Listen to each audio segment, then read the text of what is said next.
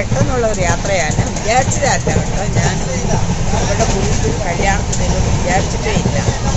ബംഗാളൂരിൽ ഭഗവാനാണ് നിന്നെ കാണണം ഞാൻ ആഗ്രഹിക്കുന്നു, നീ വന്നേ പറ്റൂ എന്ന് പറഞ്ഞതുകൊണ്ട് ഞാൻ കല്യാണത്തിന് പങ്കെടുക്കാൻ പോവുകയാണ്. അതേ സമയത്ത് ആധാർ കൊടുക്കണമല്ലോ. ദൈവത്തിനുള്ളിൽ പോയി അവിടെ ചെന്ന് കാണണമെന്നുണ്ടെങ്കിൽ ഞാൻ ആധാർ കൊടുത്തിട്ടില്ല. പക്ഷെ ദൈവാനുഗ്രഹം കൊണ്ട് എനിക്ക് ദൈവത്തിന് തൊഴാൻ പറ്റുമെന്ന് വിശ്വസിക്കുന്നു.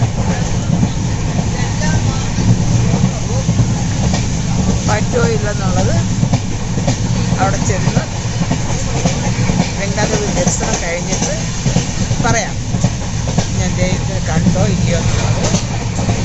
പ്രതീക്ഷിക്കാത്തുള്ള യാത്രയാണ്. വിചാരിച്ചിട്ടേ ഇല്ല ഞാൻ ചെല്ലുമെന്നുള്ളത്. ഫ്രണ്ട് സുകന്യ വീട്ടിൽ വന്ന് വിളിച്ചിരുന്നു എന്നെ, കല്യാണത്തിന് വരുന്നുണ്ട്, ഞാൻ ടിക്കറ്റ് ബുക്ക് ചെയ്യേണ്ടത്.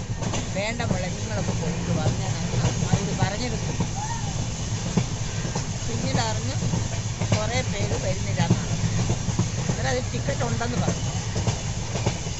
എന്നാൽ പിന്നെ ദൈവത്തിനെ കാണാൻ ദൈവം വിളിച്ചതായിരിക്കും വിചാരിച്ചിട്ട് ഞാൻ പുറപ്പെട്ടു. ട്രെയിൻ ടിക്കറ്റിന് കംപ്ലൈൻ്റ് ഒന്നുമില്ല, ഒന്നിച്ചായിട്ടിരിക്കുന്നത്. അമ്പത്തിന് ടിക്കറ്റ് പറഞ്ഞത് പ്രത്യേകം പേര് എഴുതിയിട്ടില്ല. അതേസമയം തിരുപ്പതി ഭഗവാനെ കാണണമെന്നുണ്ടെങ്കിൽ നേരത്തെ ആധാർ ബുക്ക് ചെയ്തിരിക്കണം. ആധാർ കാണാതെ അവർ അകത്ത് വിടുന്നില്ല. ആധാറിൽ എൻ്റെ പേരും കമ്പ്യൂട്ടറിലെ പേരും ഒന്നല്ല. എൻ്റെ നാത്തൂൻ്റെ മരുമോൾ ഗീതയുടെ ടിക്കറ്റിലാണ് ഞാൻ പോകാൻ ഉദ്ദേശിക്കുന്നത്. അവിടെ ചെല്ലുമ്പോൾ അറിയാം അകത്ത് വിടുവോ വിടത്തില്ലയോ എന്നുള്ളത്.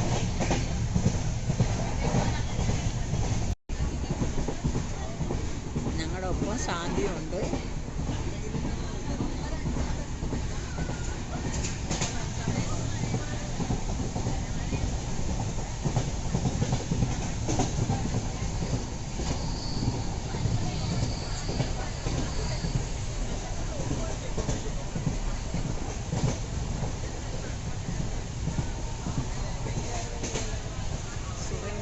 നാഗസുന്ദരിയുടെ അമ്മ നടന്നു വരുന്നുണ്ട്. ഇവരുടെ മോളുടെ കല്യാണമാണ് നാളെ തിരുപ്പതി വെച്ച്. തിരുപ്പതി ഭഗവാനെ കാണാൻ അതിന് തന്നെ ഒരു ഭാഗ്യം വേണം കേട്ടോ. ആ മലയിൽ ചവിട്ടിയാൽ തന്നെ പൊന്നുമെന്നാണ് പറയുന്നത്. അതുകൊണ്ട് ദൈവത്തിന് തൊഴാൻ പറ്റിയില്ലെങ്കിൽ എനിക്ക് സങ്കടമൊന്നുമില്ല കേട്ടോ. അങ്ങനെ ഞങ്ങൾ തിരുപ്പതി സ്റ്റേഷനിൽ കാലുകുത്തി. എല്ലാവരും ഇറങ്ങി, ഹിന്ദുക്കാരെല്ലാവരും ഒന്നിച്ചിറങ്ങി.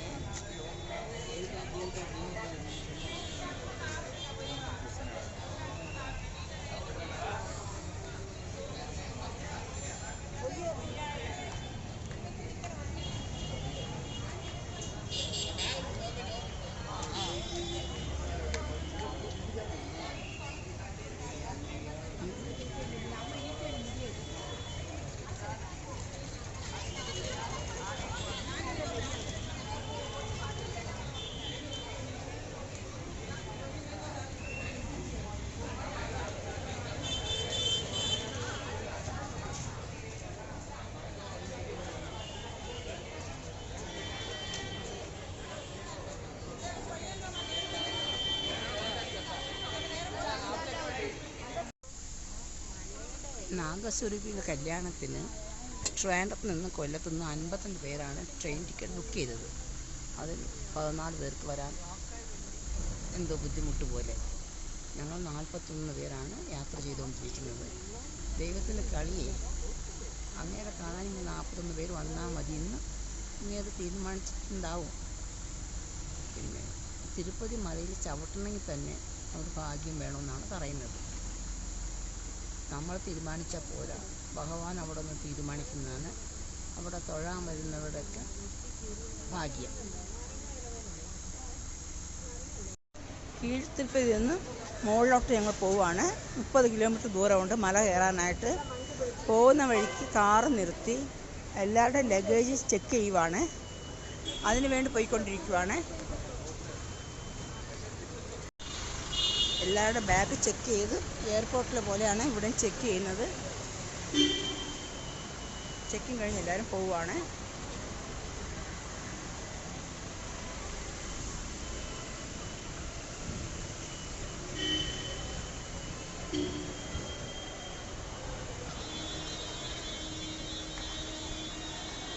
ഭയങ്കര സ്ട്രിക്റ്റാണ് കേട്ടോ. അമ്പലം തൊഴണമെങ്കിൽ ചുമ്മാതല്ല. തിരുപ്പതി ഭഗവാനെ അങ്ങനെ പെട്ടെന്ന് ആരും തൊഴാൻ വരാൻ സമ്മതിക്കത്തില്ല.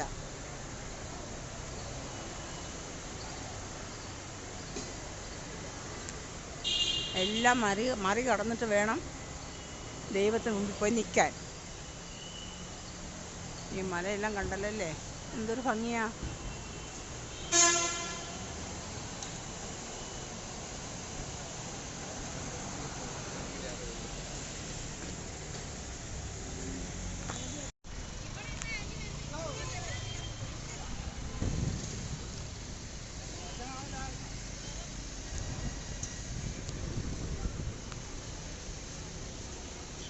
മതിയോ?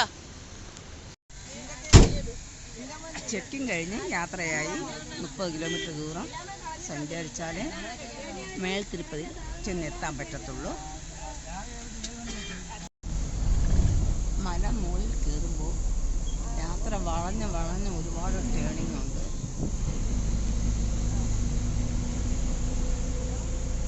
വാൻ യാത്ര ഇഷ്ടപ്പെടാത്തവർ എന്തെങ്കിലും അവോമിൻ ഗുളിക കഴിച്ചിട്ടേ ഇതിനകത്ത് കയറാവുള്ളൂ. അത്രയും വളമുണ്ട്. 7 മല കയറണ്ടേ.